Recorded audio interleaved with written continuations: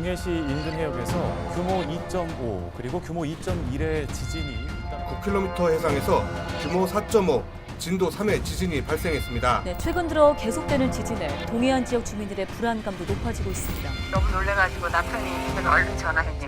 거기서도 진동을 느꼈.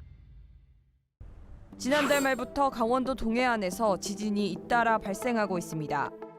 올해 동해안에서 규모 2.0 이상 지진이 처음 발생한 건 4월 23일. 이후 5월 22일까지 30일간 규모 2.0 이상 지진이 총 17차례나 일어났습니다. 4월 23일부터 28일까지는 동해시 북동쪽 해역에서, 5월 10일에는 동해시 내륙에서 발생했는데요. 5월 14일과 15일, 22일에는 다시 동해시 북동쪽 해역에서 일어났습니다. 일부 주민들은 건물 흔들림을 느끼기도 했습니다.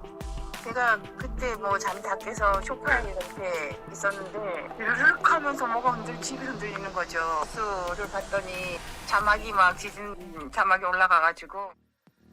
최근 잇따르는 동해안 지진, 왜 일어나는 걸까요? 전문가들은 이번 지진이 역단층에서 발생했다고 분석했습니다.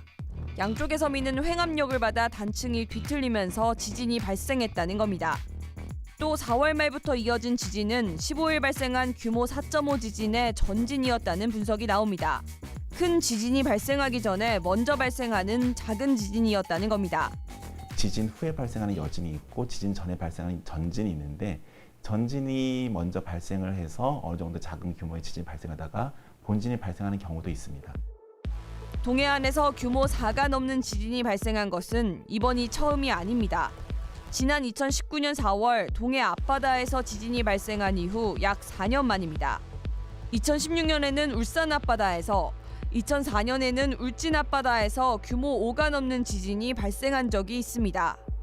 조선시대까지 거슬러 올라가 보면 대형 지진이 발생했던 적도 있습니다.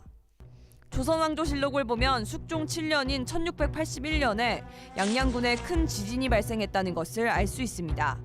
강원도에서 지진이 일어났는데 양양에서는 바닷물이 요동쳤다는 기록이 있습니다. 학계에서는 당시 지진을 규모 6.5 수준이었다고 보고 있습니다.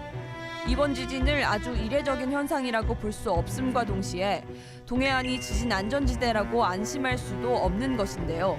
전문가들은 한동안 동해안에서 규모 4.5 지진보다 큰 지진이 다시 발생할 가능성은 낮지만 100% 확신할 수는 없다고 설명했습니다.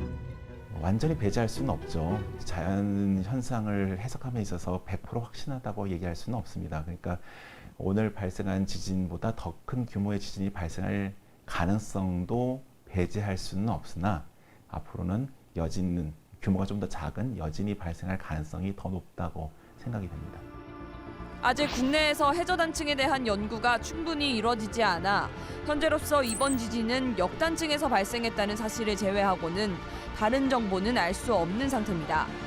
동해안이 지진 안전지대가 아님을 인식한 만큼 해저단층에 대한 연구가 시급한 상황입니다.